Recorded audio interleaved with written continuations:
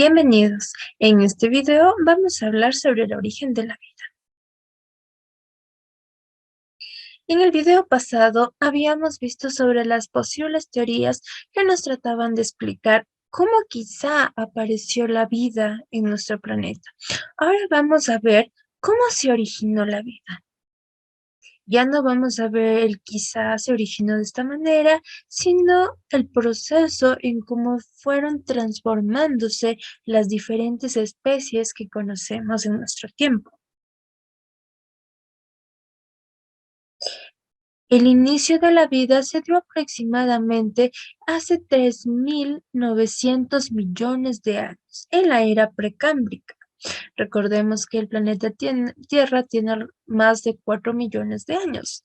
Eso quiere decir que la Tierra sufrió un proceso de enfriamiento mientras era una bola incandescente de llama de muchos años para poder aparecer los organismos vivos. Y también hay que tener presentes que los primeros organismos vivos en nuestro planeta eran muy diferentes a los organismos que conocemos ahora. ¿Cuáles eran los primeros organismos? Lo primero que debemos tener sumamente claro es que los primeros organismos se formaron en los océanos. Recuerden, nuestra Tierra era una bola de fuego, se enfrió, apareció el agua, formaron los océanos y es ahí, en los océanos, donde comienza a formarse la vida. ¿Cuáles eran las características de estos organismos? Eran organismos procariotas, organismos simples, unicelulares, una sola célula. No había organismos complejos. No tenían un núcleo definido. La respiración era anaerobia. Significa que no utilizaban oxígeno para respirar, debido que en esta época de nuestro planeta Tierra aún no existía una atmósfera, ni tampoco oxígeno.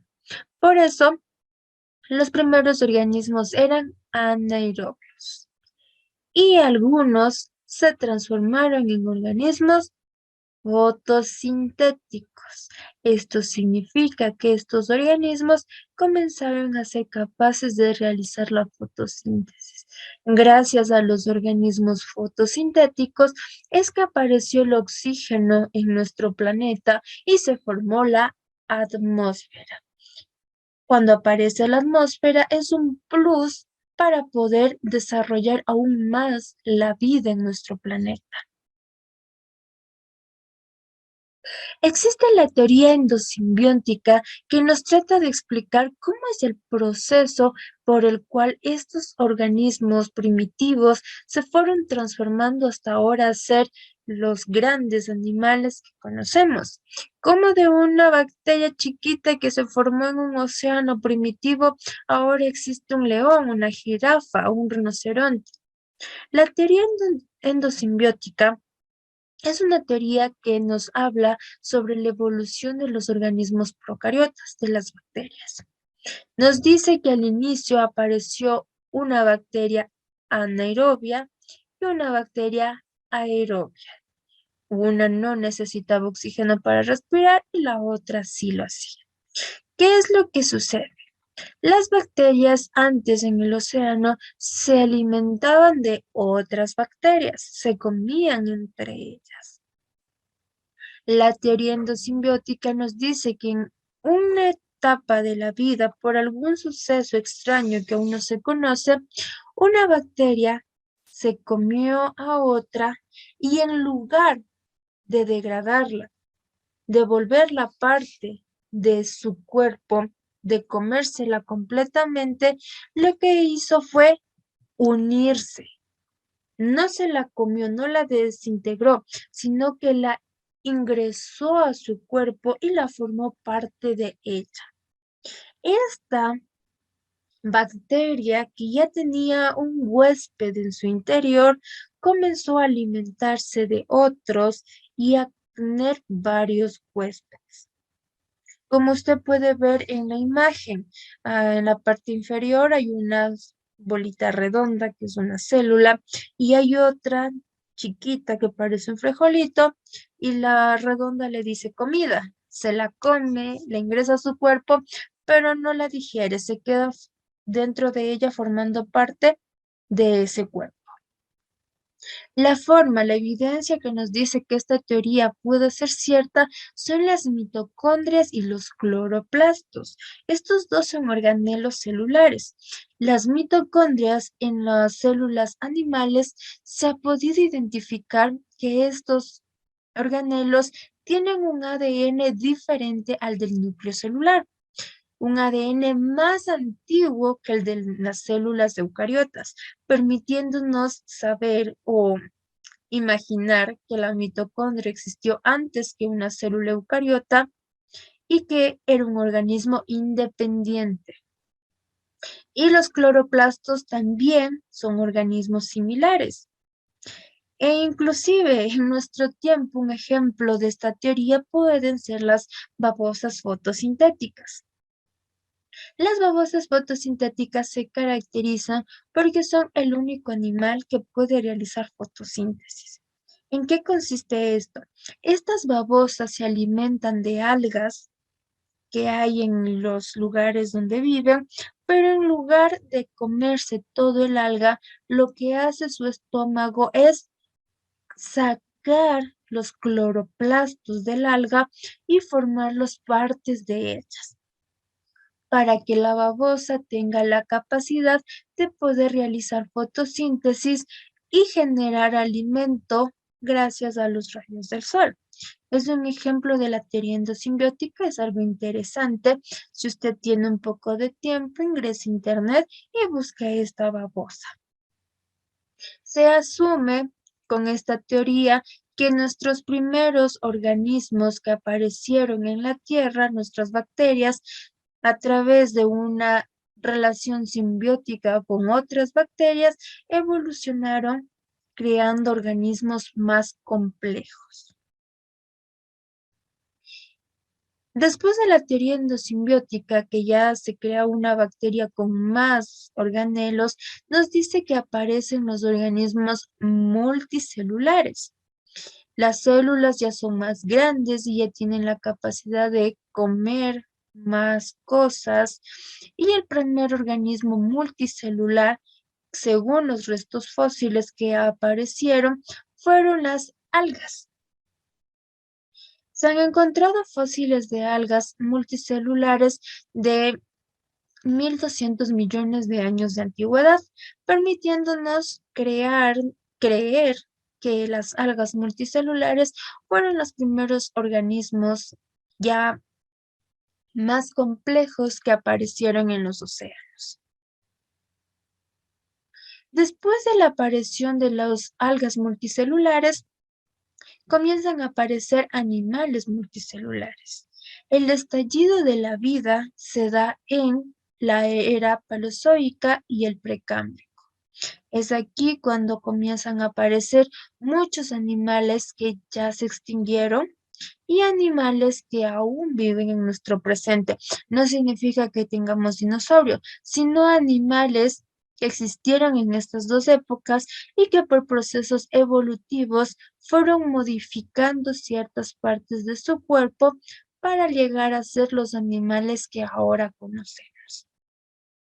Un ejemplo, usted en esta diapositiva puede ver que hay tres animalitos.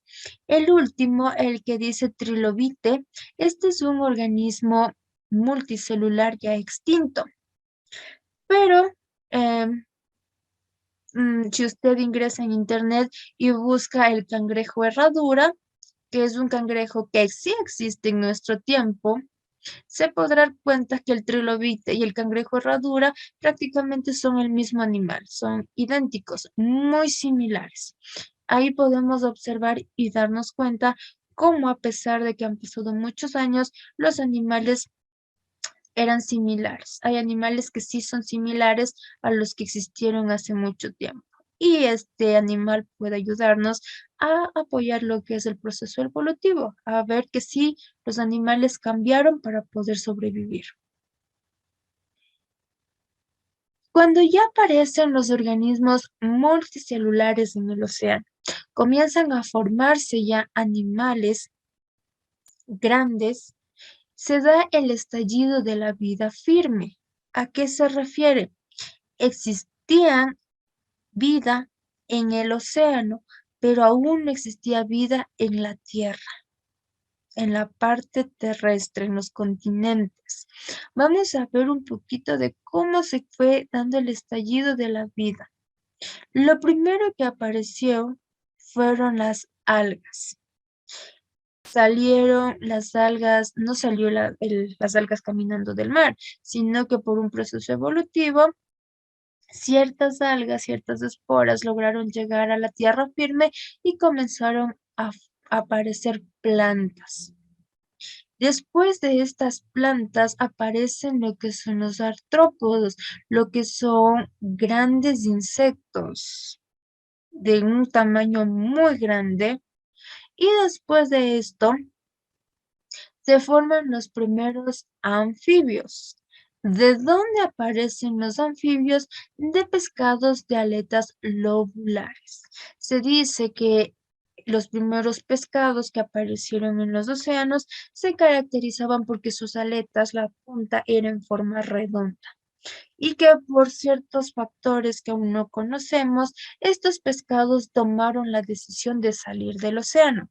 Como sus aletas y sus puntas eran redondas, se apoyaron como si fuesen patas y comenzaron a salir del agua y a comenzar a caminar en la tierra, apoyándose en sus aletas. Se dice que de ahí, de estos pescados de aletas lobulares, descienden los anfibios.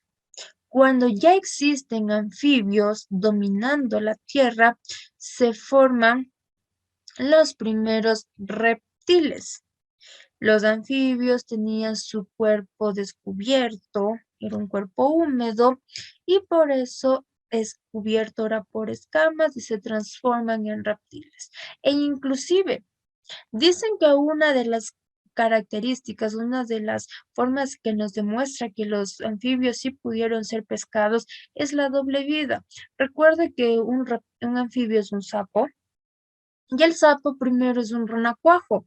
Primero tiene branquias, vive en el agua, tiene aletas y después se transforma en un sapo con extremidades, con pulmones y sale a la vida terrestre. Eso es un ejemplo que nos puede decir que sí, quizá en un tiempo antiguo los anfibios eran pescados. Después de los anfibios aparecen los primeros reptiles.